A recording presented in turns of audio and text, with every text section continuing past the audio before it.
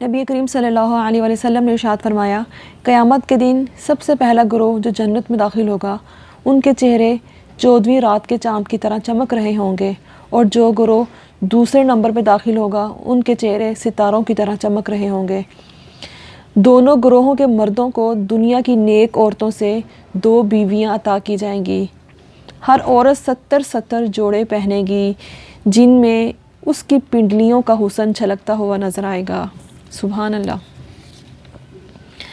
حضرت عبداللہ بن عمر رضی اللہ عنہ سے روایت ہے، ایک شخص نبی کریم صلی اللہ علیہ وسلم کے پاس آیا اور اس نے عرض کیا، یا رسول اللہ صلی اللہ علیہ وسلم، آپ ہمیں بتائیں کہ جنت کے لباس کیسے ہوں گے؟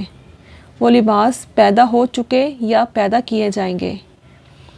رسول اللہ صلی اللہ علیہ وسلم خاموش رہے اور بعض لوگ اس شخص کی یہ بات سن کے ہنس پڑے۔ تو آپ صلی اللہ علیہ وسلم نے فرمایا، تم لوگ کیوں ہنستے ہو؟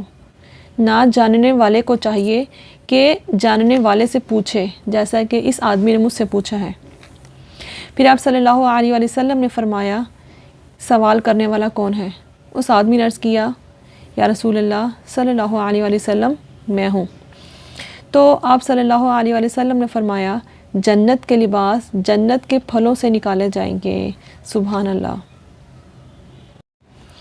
حضرت ابو سعید رضی اللہ عنہ سے روایت ہے، نبی کریم صلی اللہ علیہ وسلم نے فرمایا، جنتی عورتیں ایک وقت میں 70 پوشاکیں زیب تن کیے ہوں گی، لیکن اس کے باوجود ان کی خوبصورتی کے سبب گوشت سے ہڈیوں کا گودا تک نظر آئے گا۔